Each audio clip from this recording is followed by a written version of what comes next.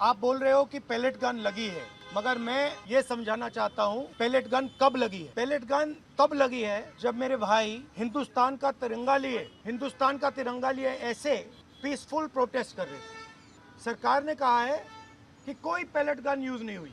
ये देखिए, ये है पैलेट गन, थोड़ा घूम जाओ। इसको कहते हैं पैलेट गन, इसको कहते हैं पैलेट गन।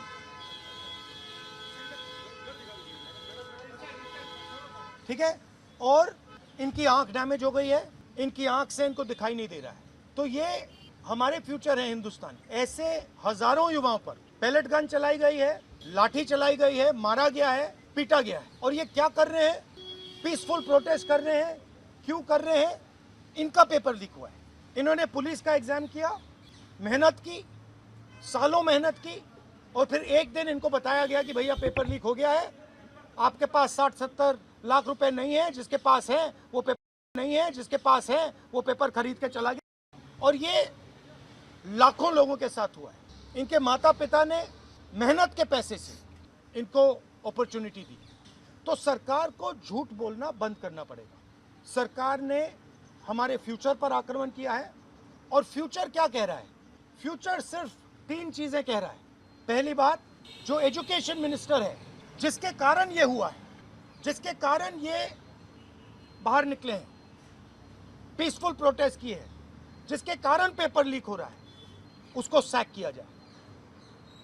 दूसरी मांग कि ये जो हमारे फ्यूचर पे गोली चलाए हैं, लाठी मारे हैं, उन पर कार्रवाई होनी चाहिए। और तीसरी मांग कि नरेंद्र मोदी जी जो पूरे सिस्टम के ऑपरेटर हैं, वो ऐसे जैसे युवाओं से माफी मांगे। फिजिकल डैमेज हुआ है, मैं आपसे कह नहीं सकता हूं कि इनकी आंख बचेगी नहीं बचेगी, इनकी कोई गलती नहीं है। तो ये 3 मांगे हैं।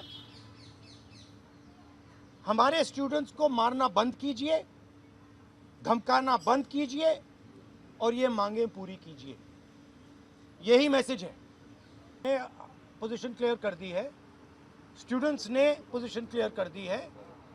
जो उनकी मांग है उसे हम रिपीट कर रहे हैं। Dharmendra Pradhan is a criminal education minister.